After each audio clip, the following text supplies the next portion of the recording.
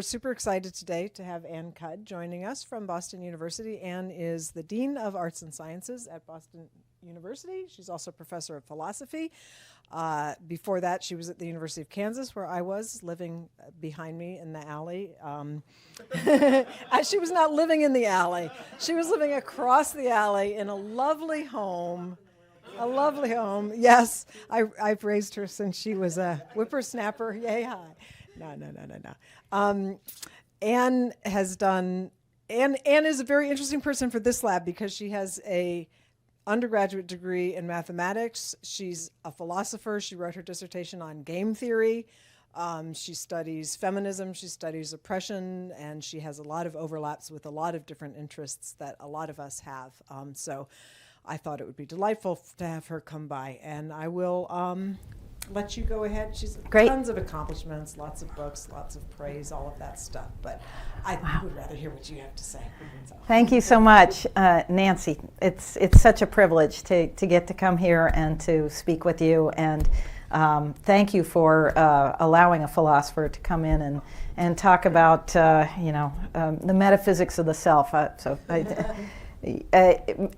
don't think that's what Nancy had initially imagined that I would speak about, but I told her this is actually the most recent research paper that I've been working on. So she said, well, if you're passionate about it, then go for it. So I am promising some implications of my work for something that I think maybe many of you are interested in. So basically, let me just get started. And let me provide some context of why I'm thinking about self-ownership and how this could play a role in the kinds of things that many of you think about.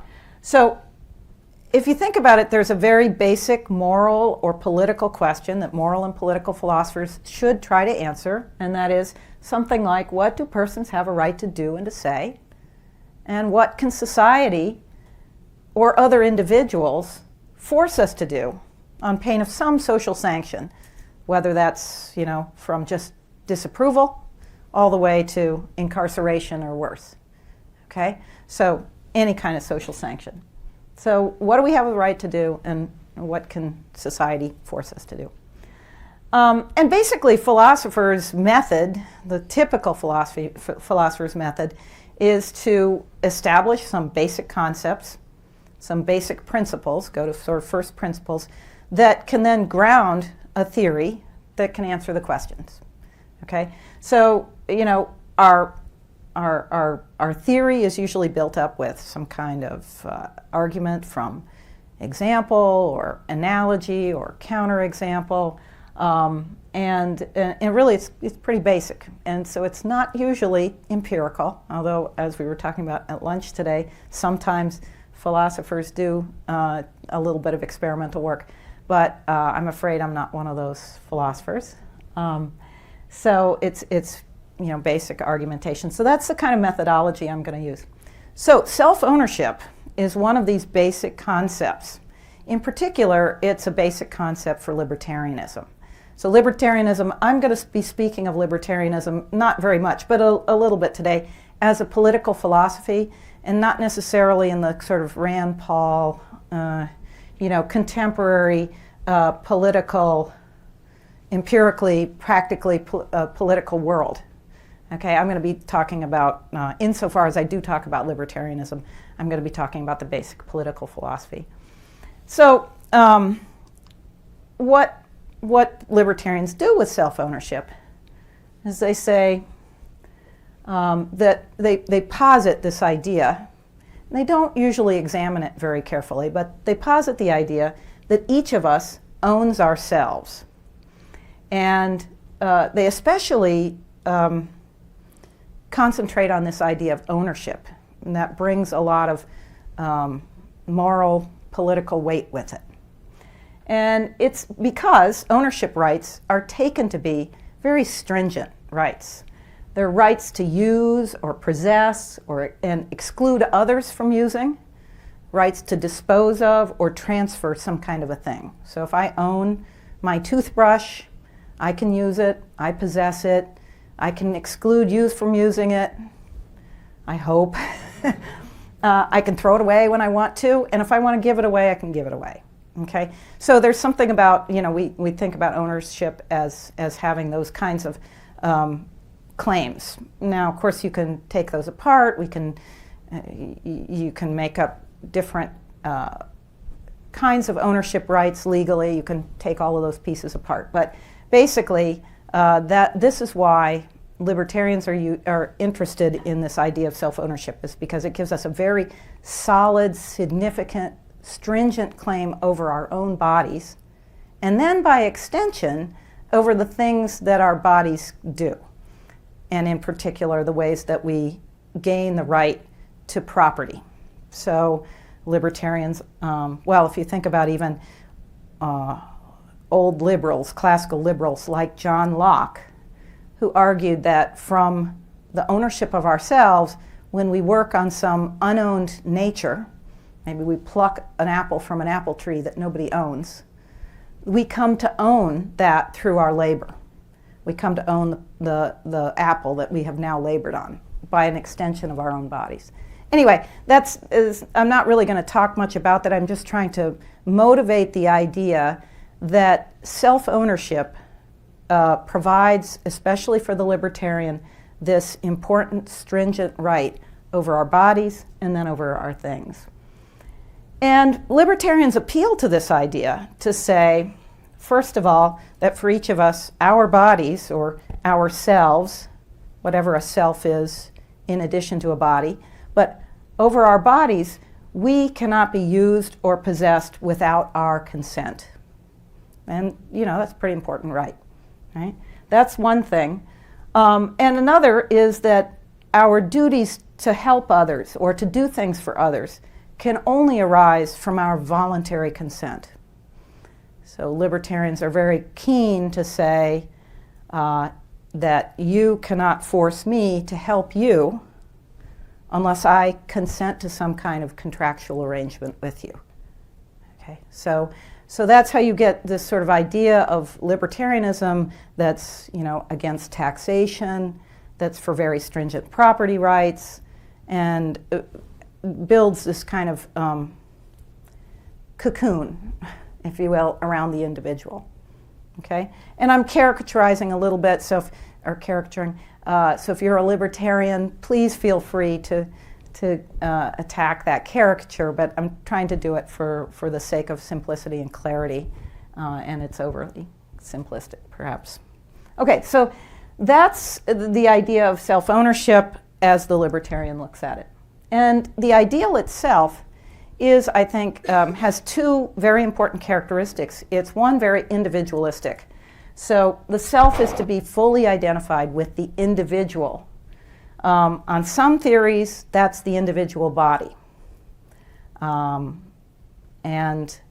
on other theories, you don't have to just identify the self with the body. It could be with the rational individual that's inside of me, or a rational individual. Okay, the thing that is the agent in game theory, or something like that, or in decision theory. And the other aspect of it is that it's an atomistic theory. So individuals are separable from the external world, at least in principle. Okay, so the people who populate a libertarian theory are these self-contained, self-sufficient rational individuals. Okay, so that might be familiar to some of you economists. And the theory, basically the theory of Homo economicus or something like that. It's not that different from that. So what I'm going to do in my argument today is I'm going to deny both of these aspects of self-ownership and argue that a self-owner, so an entity that can own itself, and that can be the foundation of a political or moral theory, is actually necessarily connected to other self-owners. So is not atomistic, but connected. Within a network of norms and social practices, and the social practices of guiding each other according to social norms. So that guidance and being guided by and guiding others according to norms, rules, practices, things that judgments of better and worse, that kind of thing, are really, really important to making us the kind of things we are, namely self-owners that can be the foundation of a moral and political philosophy. So are you with me? That's the basic context here that we're talking about. Okay, so I want to draw a sharp a careful distinction between descriptive and normative individualism. So I take myself to be a kind of liberal in the large, broad sense of liberal, in the sense of what I would say is normative individualism. That is, I take the human self, whatever it is, to be of ultimate intrinsic moral value. Okay, so the whole point to me of doing political and moral philosophy is to, in some sense, give a theory that protects that individual moral self. We are of ultimate value. And descriptive individualism, by contrast, just claims that the human self can be described and explained by reference to forces and causes that act only on the individual, and not having to refer to any irreducibly social facts. So I think that descriptive individualism is false, but normative individualism is true. I think that the atomistic self-owner of libertarianism is a descriptive individualist theory. It's also normatively individualist, okay? But I deny the descriptive part. I don't deny the normative part. So, as I say, liberalism rests on normative individualism, but it need not embrace the descriptive one. And I think that libertarianism is a form of liberalism that embraces both descriptive and normative individualism. And just to give you a contrast, and I'm not going to be talking about this view at all, but communitarianism denies normative individualism as well as descriptive individualism. Okay? Yes? Is that necessarily either or in the way you think about it? I mean, is it possible to both be a normative individualist and also a communitarianism that says each self is of ultimate intrinsic moral value, and so too is the community in which we all reside with one another? I don't think that's impossible, and that's my view, but I think that's a kind of liberalism. But that's a really good question. Okay? So here's where I think the two might, I mean, and I'd have to hear more about what you mean by communitarianism, but where they might split apart. Yeah, well, where they might split apart is, suppose you think that we should sacrifice individuals for the sake of preservation of some kind of community. So, for instance, not allow a right of exit from a community. There are communities that don't allow individuals to exit on without very, very significant costs that I would say is kind of a denial of right of exit. And to me, that's anti-liberal. Okay? But then you might say, well, okay, but then that's denying normative individualism. So I think you can't be a normative individualist and a communitarian. Okay, so here's the thesis that I'm going to defend. I'm going to argue that self-owners can't be the atomistic individuals portrayed by the concept of libertarian self-ownership. They're essentially constituted by their connections with other selves. So this word essentially is, obviously a pretty important word for a philosopher. It means I'm going to start talking metaphysics here, because it's got to be really, that's a strong claim, essential's really basic. So I'm giving a metaphysical argument because I think that's a more stringent argument than a merely causal one. So lots of libertarians will say to me, oh, of course we think that, infants have to be cared for by their parents and people need all kinds of care, and so causally, yes, we're all dependent on each other, sure. But essentially, we are separable individuals. And so that's why I think I have to go to this metaphysical claim, or metaphysical plane, if you will. So join me in this quest on this metaphysical plane to really make the argument, right? In the end, if you all want to say, or some of you want to say, well, really, why do we care about the metaphysics?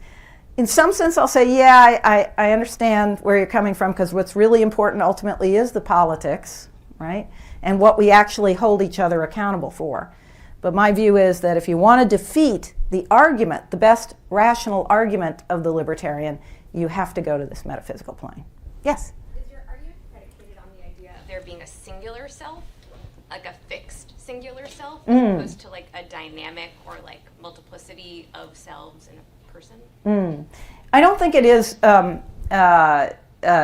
dependent on that. However, if there's not a connection among those selves, then it's hard to say what the right self would have if it changes over time. So I think there has to be some kind of continuity.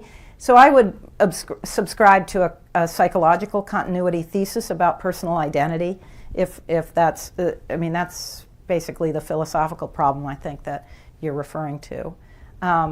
But within that, of course, if you psychological continuity is consistent with a lot of change over time, right? Just as long as there's kind of a memory or a connection from one moment to the next. Okay.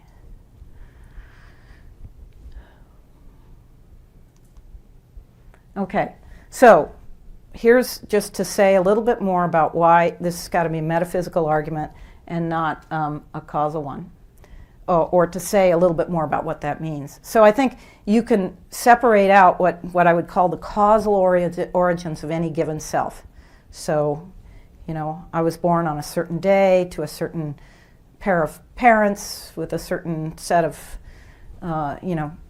genetic components, nurtured by, the food that they gave me, and then taught by the words that they spoke to me, the various stimulants that they presented to me, and then over time, as I became a child and started playing with peers and so forth, there were further causal interactions that have formed me up to the point where I am the person that I am. So those are all, I think, causal origins of this self, right?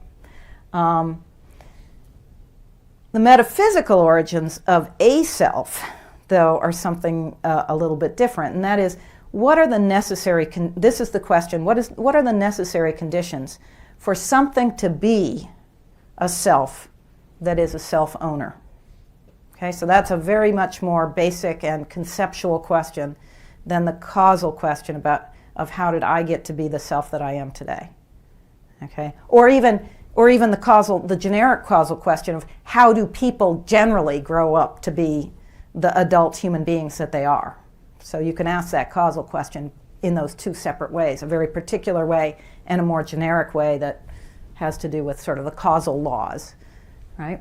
And by causal, I mean, not just physical, but also mental and social causes.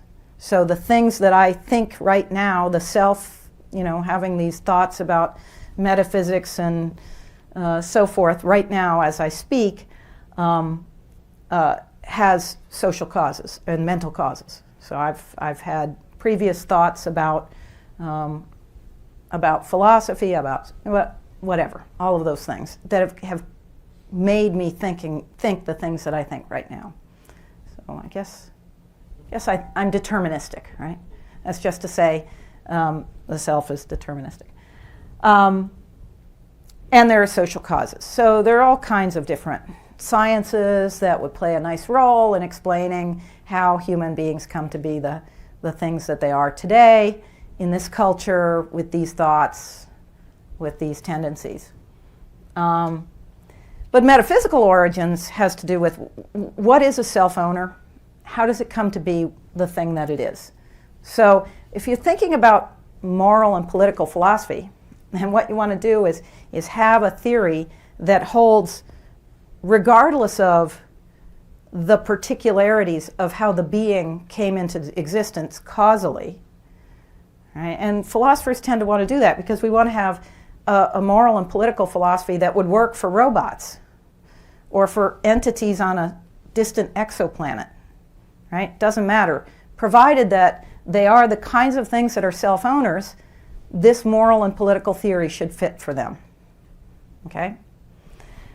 Okay, so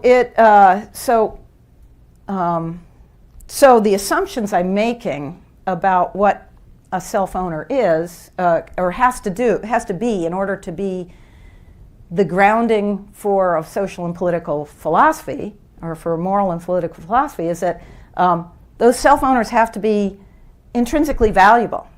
They have to be capable of making and respecting, that shouldn't be respecting ownership claims.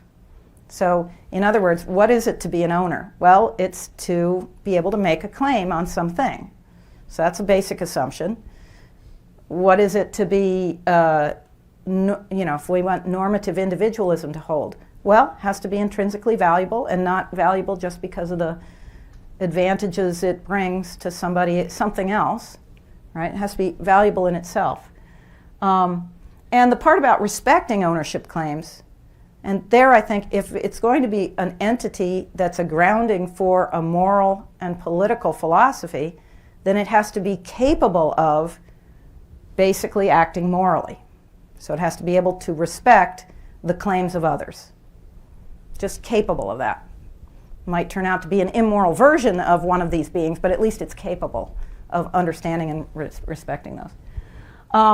So, as I say, though, the metaphysical question doesn't assume that self-owners are necessarily human or even biological or that they're embodied.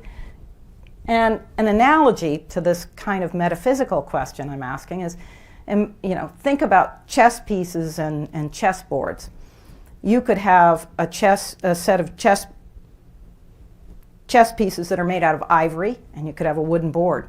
Or you could have a digital representation of chess pieces and the rules of chess and chess boards, right? And both of them are equally chess pieces and chess boards. It doesn't matter. So what makes them that is the set of rules that you're applying to the movements of the chess pieces. Okay? So, yes? Are there examples you can give that would satisfy the criteria that would not be human, biological, or embodied? Well, not human. Might be some other social primates. That'd be easy. But I'm not sure of that, but because I'm not a biological anthropologist, but I bet, maybe baboons are like this. I don't know. They could respect. Biological, well, you could imagine virtual beings. In fact, that would count as not embodied too, right? Algorithms, there might be, HAL, right? It could be a self-owner. That would, I don't think that HAL could be a connected self-owner. Well, maybe HAL is connected to the people that he lived among. Dave, right. Right, maybe between them, yeah. But that's why I'm trying to leave open the possibility of a virtual being and the idea that there might be an artificial intelligence where you would say it would be immoral to unplug it or to kill it because it's intrinsically valuable. Why? Because it's capable of the same capabilities of self-ownership that we are. I don't think it exists yet, but in our dreams, right? Okay, good. So this is just a little, representation of these sort of hierarchies of, so we, there are actually existing self-owners are a subset of the possible, physically possible ones, but the metaphysically possible ones are even beyond a bigger set, right? So I think that's just basic. Okay, so here we go. Here's the argument. Okay, now I need my notes. Okay, so the first premise is just to say that if the self-owners are to be foundational for moral and political philosophy, then they're going to have intrinsic moral value, and they have to have the ability to participate in some community or polity. It's just from the meaning of moral theory or political philosophy, really. Okay? If they're not valuable, then they're not sort of the subject of a moral theory. Okay? If they're valuable, I should draw the distinction between intrinsic and instrumental value. I'm assuming that. So something that's intrinsically valuable is valuable in and of itself, right, without considering anything else. Something that's merely instrumentally valuable is valuable because it's valuable to something that is intrinsically valuable, right? So the subjects of moral and political theory, I believe, have to be, I don't think this is controversial, have to be intrinsically valuable. And what is it to participate in a community or a polity? Well, minimally, I think, it means that you're able to reflect on norms, rules, or something more informal rules that are given to you externally and guide your actions according to them.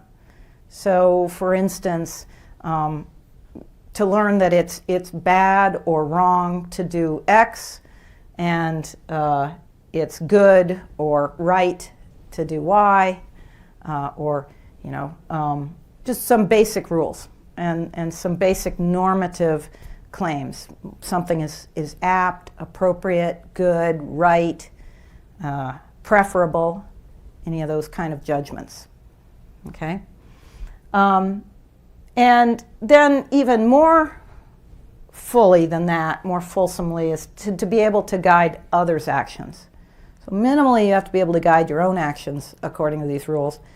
But even better, real participation in a polity or a community is that you are not just the subject, but you're the agent as well. Okay? And that means, I think, in order to be able to do that reflection on norms and guiding one's actions according to those norms, one has to have mental states and intentions, beliefs, desires. Okay, so one has to be able to see what the norm is, consider an action, and judge whether that action fits the norm or doesn't. And likewise, judge about others' actions. Do they fit according to the norm or not? Okay? And right now I'm using norm in a very descriptive way, in the sense that it might be a bad norm, right? But it's a norm agreed upon by some community, okay, some group. Does it trouble your definition to think about actions that violate norms as participation? If I'm murdering cold blood, am I still participating in a community, or have I stopped participating in a community? Right. I'm just trying to get, as long as you can see that you've violated a norm, then you're participating in this very basic sense. Acknowledgement, yeah. At minimal. And I'm just trying to get the minimum qualifications for something to be a self-owner, again, because I'm trying to get this metaphysical, very broad view and include everything in that we possibly can. And the reason for that is because suppose I make a very broad, all of these things could be self-owners, but the one thing that can't are the atomistic individuals of libertarian theory, right? That's, kind of the structure of my argument. Okay, so have to have mental states, intentions, beliefs, desires, so that they can take in norms, reflect on norms or rules. And what is it to be an owner? So, well, minimally, again, that's to have a claim over a thing that is owned, and a claim against others over others exclusively claiming it. And an ability to make use of or possess it. Again, this is just from sort of the very definition of ownership, what it is to own something. Okay? So what I am saying, though, is that one has to be able to actively make a claim. And that, again, is bringing in intentions and beliefs and desires. Okay? So I'm concluding from those last two premises about ownership and participation that a self-owner must be a thing that intends and acts and that can take and respond to norms. And that's just what, in other words, is a moral person. So philosophers always talk about what is a person, and there's kind of a high bar for personhood. It's not just having the right number of chromosomes or roughly the right number of chromosomes. It's actually having this ability to intend and act and take and respond to norms. So a self-owner has to be a moral person. Well, now the sort of key premise is to say is 6, which is to say that what makes a self's existence as this moral person, as this thing that can think, intend, and act, is that it's embedded in a normative web of meaningfulness. So why is that? Well, if I'm going to have an intention, I intend to do X, or I intend some sort of meaningful thing, it has to have a meaning for me. But meaning then immediately, I think, brings in language. And language is essentially social. One individual, atomistic individual, cannot come up with a language. A language is essentially social. And so I believe that once we are starting to talk about things as having intentions, beliefs, and desires, we've already brought in the social, namely language. But there are lots of other norms that also make our world meaningful. So our judgments of better and worse, apt and inapt, good and bad, also color the whole world that we live in. So we never see anything as, green there, chair, right? We see it as, oh, it's a certain kind of green, it's a chair that you can sit in, but you wouldn't want to lie down in it. There are all these judgments that immediately come with our perception. We never perceive things purely as some kind of data, but always we perceive it as something. And that, I believe, brings in norms and language. And if that's the case, so that is the sort of crux of the argument for me, if that's the case, then we are essentially connected in this web of social norms. We're essentially socially connected. Do you want to ask a question? I was just curious whether somebody who understands some of the norms but not all the norms, or respects some of the norms or all the norms, would be considered an immoral person because they don't respect some of the norms. Yeah, I haven't even gotten to that point, but and I would say, jumping ahead a little bit, there are many norms in any given community that are bad norms and should be flouted. There are others that are optional, right? It's normative for women to paint their fingernails, but it's optional, right? So there are these things that maybe are general judgments of better and worse in a community that, you don't need to. I'm thinking about your inability to recognize a norm. Right. Right. You recognize some, but you don't recognize others. I think if you can recognize one, you count as one of these intrinsically valuable self-owners. Even if you go against it. Oh yeah, right. Even going against it, right? If you don't even recognize it. Right. Yeah. That's when, if you can't, there is probably no second person who would count as that. somebody who's become comatose and will never regain consciousness again will count as not a self-owner on this. Doesn't mean you can do whatever you want to anything that's not a self-owner. I'm not saying that therefore we can cut down all the trees in the world because they're not self-owners. I don't want to say that.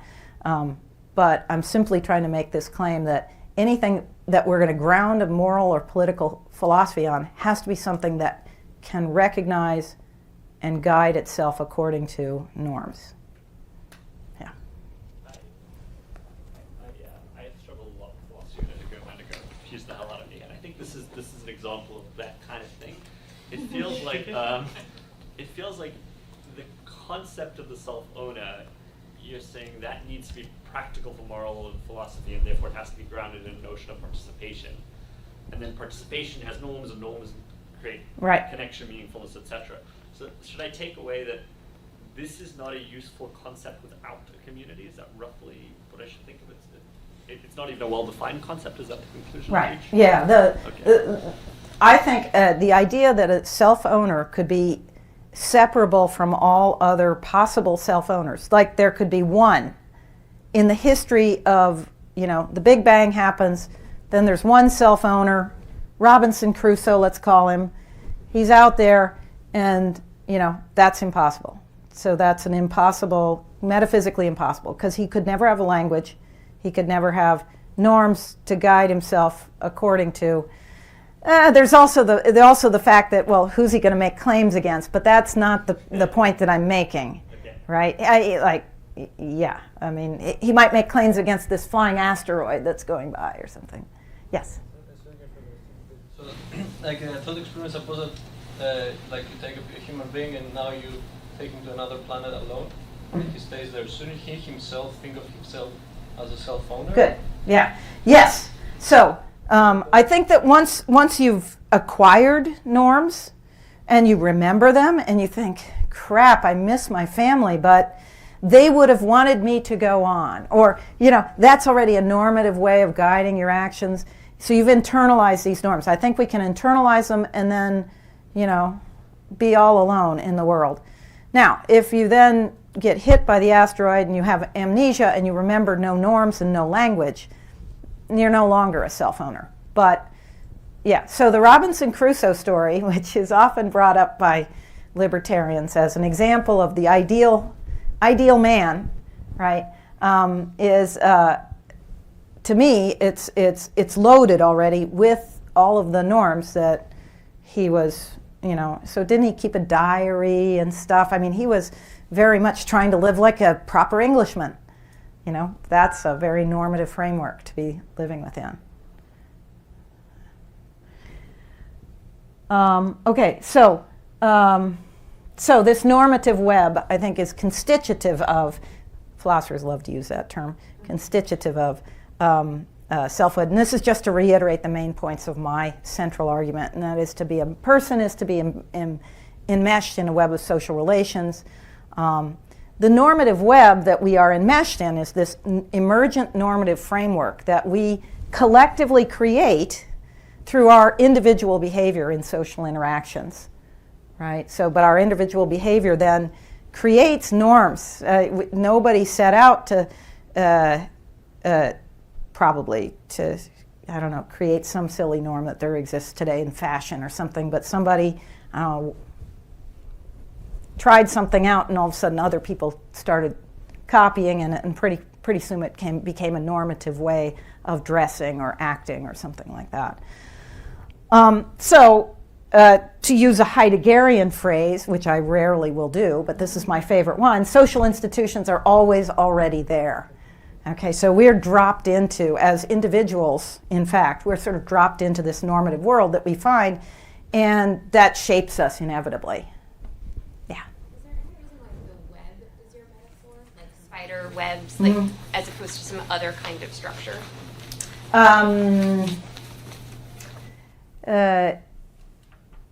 There's a kind of an allusion to something that Willard Van Orman Quine wrote, but I don't know, maybe that's it. The web of relations, I'm not sure how much I've loaded into that, except that I think that you have to think of physical individuals as nodes in a network or a web, and that's a significant. So both the connections and the nodes are important. So I don't know. That's probably not a very good answer to why. I thought it was cool. The picture was cool.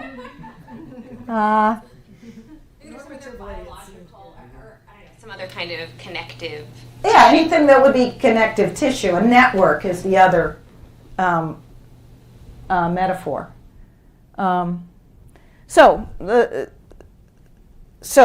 you know, my conclusion: the normative web, including linguistic norms that connect individuals who are capable of moral personhood, and without which there could be no moral persons, it has to be itself intrinsically valuable. So it's not just the individuals, but all of our connectedness. So this is a relational account. So our relations with each other are also intrinsically valuable, not just the individual node.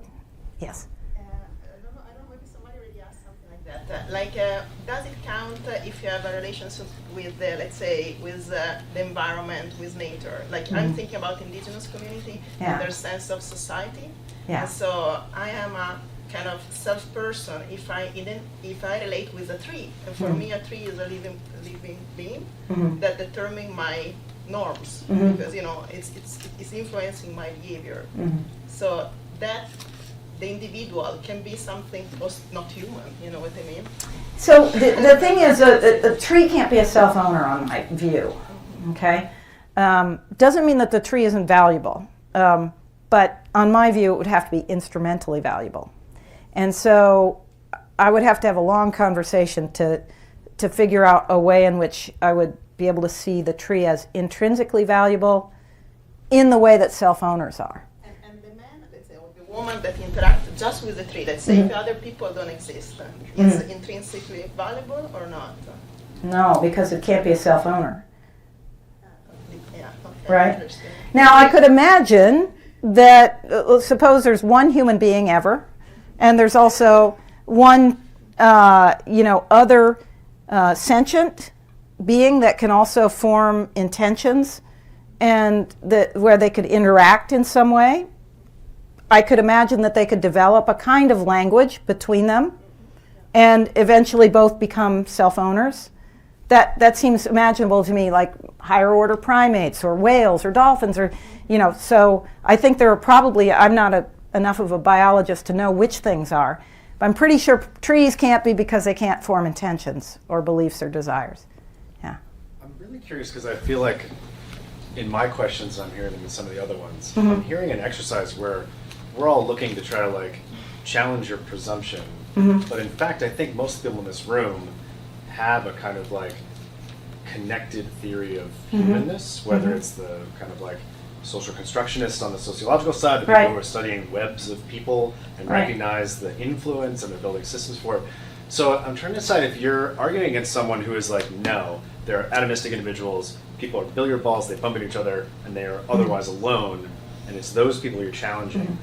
Or are you saying, despite the fact that we're actually all connected, and we all know that, there's a convenient fiction that's sitting there that we kind of lean on. Right. And so you're trying to take apart the fiction. Right. Yeah. Which then, okay, so that's great. So then one question is maybe it's a fiction and it's a convenient fiction and it helps us organize things. And we could say it's a problematic fiction, and we could say maybe there would be a better fiction that would better understand this. But if it makes sense to me that there's a world where I both recognize that I am deeply tethered to people through social relations and language, but I still have to have a way to have a contract. And that contract relies on I'm me, you're you, I have stuff, I can give you stuff, and it's your stuff. Great. Okay. Yeah. Right. So I think that's we don't have to be no, I believe in atomistic individuals. Yeah. We should actually get to is this a foolish fiction for us to keep exactly. sticking? Yes. Okay. Yes. That's exactly the point that that I want to get to. So the response is often that, well, this is just an idealization, this atomistic individual, just like, idealizations in physics or in economics or whatever, right? And my response to that is to say the value of an ideal, in that sense, depends on its use, right? what does the theory give you that that you get out of making that idealization? Well, in political philosophy, it gives you libertarianism. So it gives you a theory that says you have no necessary obligations to others that you don't voluntarily contract for. Okay? I think that's a real problem. I think that's a problem for the world. I think that we actually owe each other some things by virtue of what we are given without ever asking or accepting voluntarily those things. That we inevitably have so much, that we owe it to the, pay it forward or pay it back, one or the other. We have an obligation to do that. And so the libertarian ideal that you actually should have a taxless state, except for defense or something like that, is a mistake, and it comes about as a result of this idealization. So I judge the value of an ideal based on what you get out of it, and I think you get something not so good out of it. So it's question begging to say, but it's just an ideal. Well, but it gives me this bad outcome. So let's examine the ideal. The ideal's a fiction. Here's the way in which it's a fiction. What would this give us? All right? So, I'm going to pass on by this because that was just to say there are lots of different causal origins of different. But let's move on to autonomy as an ideal. So, if we are these self-owners, what is an ideal way to be a self-owner? Well, traditionally, autonomy has been a value in moral and political philosophy for lots of reasons I could talk about later, but it's the basic idea of people as self-governors. So it's an ideal of freedom, right? I get to set my own, I get to set my own beliefs and desires and so forth, and nobody forces them upon me. Autonomy has long been thought of as a kind of individualistic notion, but more recently, and I'm talking about 20 years now or something of political and moral philosophy, a notion of relational autonomy has been developed, and particularly by feminists. And so that's the ideal of autonomy that would go together with this connected self ideal. All right? So what is one of these that's particularly appealing to me is the idea that an autonomous person is one who has the ability to participate in collective self-governments.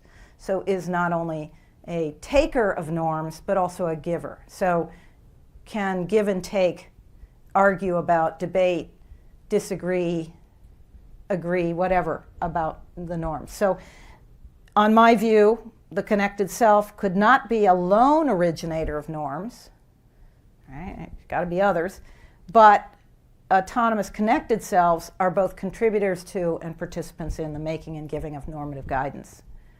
And so now we get a little bit of payoff. There's not very much because I don't have a lot of time, but a little bit of payoff is, well, the web of connection, society, community, networks, ought to allow each node within to become such a reciprocal participant, giver and taker of norms in order to promote this kind of relational autonomy. So we could now judge communities as oppressive or as autonomy enhancing.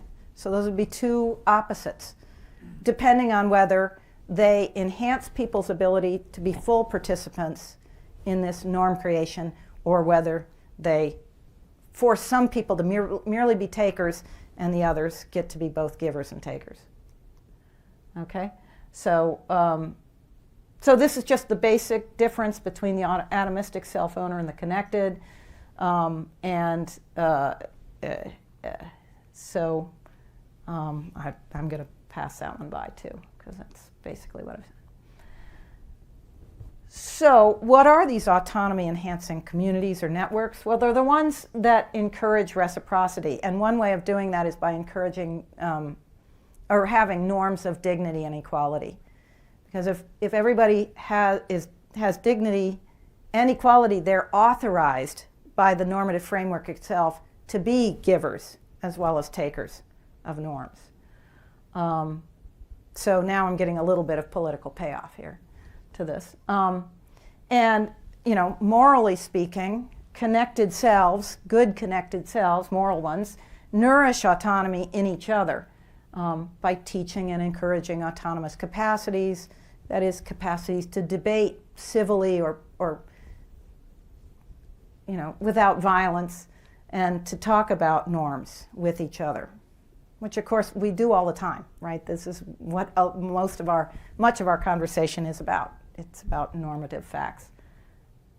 And by discouraging violence and other emotionally or socially or psychologically damaging practices, which disable us from being these full participants in the reciprocity of norm giving and taking.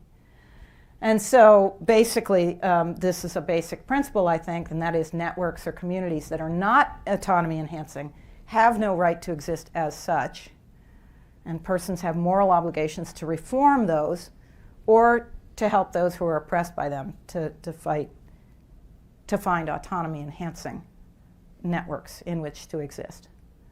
So, you know, now we can talk a little bit about online communities, and the sort of reciprocity that should be enabled by them.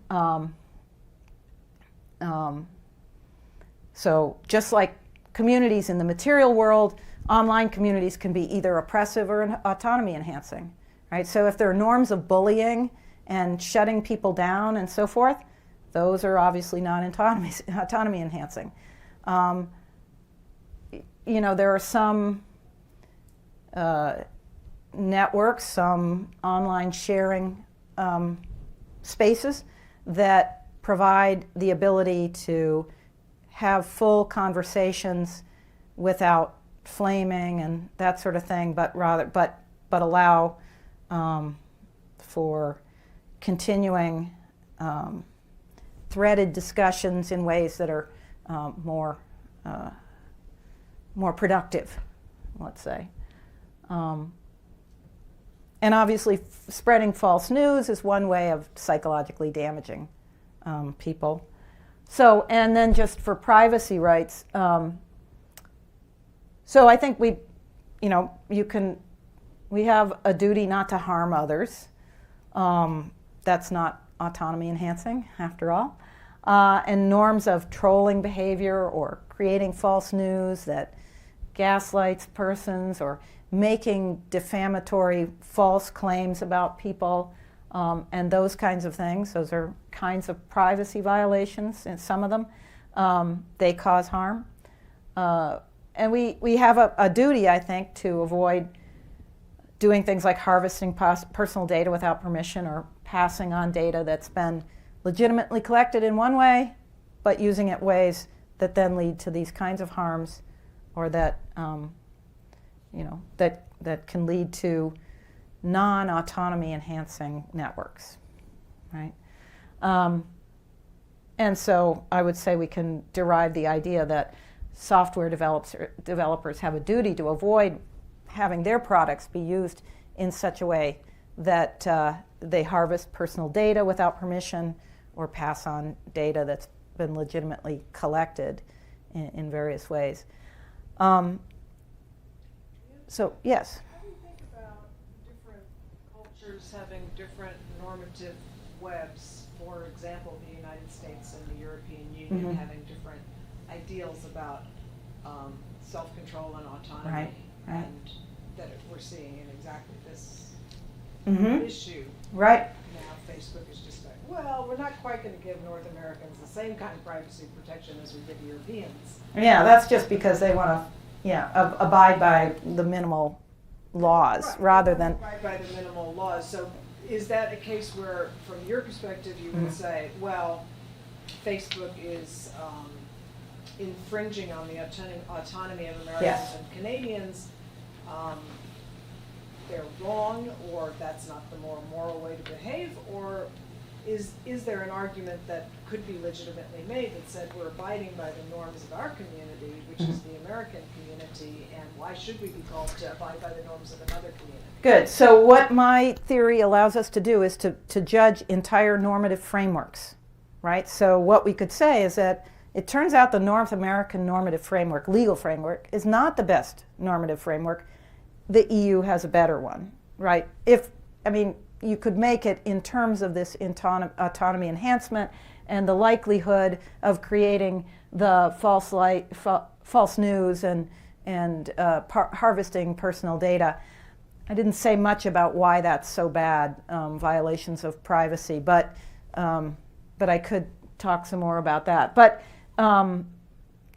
so this, I think, is a framework that gives us exactly the kind of ammunition we need to argue that the whole framework of the legal structure is inadequate at this point, right? Not that legal structures are the only ways of creating normative frameworks, but they're pretty important, and it seems like if we have these sharp disagreements, like Facebook on one side and, I don't know, others on the other, we're going to have to adjudicate that in a way probably that uses a certain amount of coercion and legal force is probably what's required. Yeah, Bill. Similar question about connectedness. So I like the appeal to language as a basics for connectedness. I was curious about how that works with multiple languages, though. So, if I'm in a culture, I immigrated to a place where my government or my tax code doesn't speak my language. Am I still connected to them? Or if I'm in an indigenous community inside of a bigger country that doesn't recognize or connect my language, does that mean that I have any obligation to, participate or respect their norms? Or is do you consider people to be connected if they speak different languages? Are they connected through ancestors? I think people will inevitably become connected when they meet each other. I mean, they're going to find ways of communicating, even if it's not through knowing exactly the language of each other. So I use the language maybe in a little bit of a minimal sense. But what I would say, in that a community that, say, takes in another community, a refugee community, say, of people who don't speak the same language and can't, is not going to be very autonomy enhancing if it doesn't help those individuals to communicate with the rest of the community. But I should also say that there are, I think, lots of autonomy enhancing normative frameworks. And so you could have two different communities that have very different norms, especially, aesthetic norms, etiquette norms, moral norms. Still, there could be some differences in moral norms, I think, that could both be autonomy enhancing and yet not exactly the same. Okay, so when they come into conflict, there's probably some respect norms that need to come into play in order to enhance the autonomy of both. But I do think that individuals need to have the right to abandon one set of norms and go to another community if their autonomy is not enhanced within a particular community. So once a self-owner, always a self-owner, sort of. So you don't have to speak the language that you're dropped into a new country and you don't speak their language. You're still a self-owner. But you're going to have to probably, to be an autonomous self-owner within this new community, you're going to have to learn some of their language in order to be able to be a participant. Yeah. So continuing this questioning of normative frameworks, I'm struck by what seems like a use of, it seems like we're still trapped a little bit in this libertarian framework. There's an emphasis on privacy rights. And I think this pervades a lot of current policy discourse. If we just can protect our privacy, or if we're able to own our own data. So there's still this adoption of a kind of individualistic framework. And I'm just wondering if we can broaden the social imaginary and think about it in terms of not just individuals, but social rights, collective rights. Mm-hmm. Is there a vocabulary we can pull from? Well, one thing is, I think it's important, I don't know if this gets there, but it's really important to see why publicity is so important to us as well as privacy. So that's a value, because without publicity, our ability to make public to each other what we think and what we believe, we don't have a normative web, right? So publicity is very valuable, as is privacy, and I think privacy is valuable because, again, each of us is a node. Each of us does suffer an individual fate, if you will, and can be individually picked out for abuse or something like that. So what I think the connected self-ownership ideal helps us to see is how important it is to balance the needs of publicity and the needs of privacy. But maybe you're right. Maybe that still doesn't get beyond the individualism. And as I said, I am ultimately a liberal, just not a libertarian. And normative individualism is something I embrace. So maybe I can't get totally over to the communitarian side. So let's see. Somebody, yes. So as much as I like this idea of this connected self-owner, I'm seeing several problems if you try to sort of put it out there as a strategy on the internet. Mm-hmm. So one is that a lot of these terms that you're using, which I love, like, normative, web and social relations and all this, a libertarian is just not even going to listen to any of those concepts. And secondly, one thing that we've learned about libertarians or similar behavior, especially in the last election cycle, from sociologists, is that their notion of group is very different from what, say, me as a sociologist would consider a group. So, like, Arlie Hochschild just had this book on, Tea Party movement, and the way that this group sort of thinks about who's their inner circle is very different. It's not everybody. It's not the entire web, and the various groups on the web. It's their immediate circle, and that's the care group that they would care about, harm for. So how, again, how would you make them think about the web as the normative web as this larger community? And third, who's the subject that we're really talking about here? So we have all these individuals that are on the web, and they're all, many of them are thinking, I have libertarian rights. I can do what I want. I can commit hate speech. I can do, this is sort of my right. But it's not just individuals now. We know this is the difficult thing, is that the trolling and the false news is now being conducted by bots, right? Who we can't really talk to, and number two, by these Cambridge Analytica, like and Russian what do you call them, the trolling organizations and such. So it's these sort of illicit organizations, and it's these tech designers, and now it's like Zuckerberg, who is himself aligned with these groups who are doing these things. So this idea that there's a single sort of libertarian person that we have to convince, right? It's so difficult. Yeah. So philosophy is pretty impotent. There's no doubt about it. That is, what I can say is, you libertarian, you have the wrong metaphysics of the self. Na. That's not very powerful in the world of coercive agents who are willing to use force to get what they want, right? I agree. But those who say, well, but I've got these rights, and that's actually no. If that is supposed to have some kind of moral grounding or some rational grounding, turns out you're wrong. But if you want to coerce me, well, I'm going to have to bring force against your force. That's true. So, philosophy is ultimately impotent against people who are willing to use force against others. As for the bots, though, they're created by actual human beings, and I'm saying, no, you have a duty not to create these things. Having a duty, that's, I am going to shun you if you don't stop creating those bots. I mean, that's not a very powerful position in the world of bad people. But in the world of those who are saying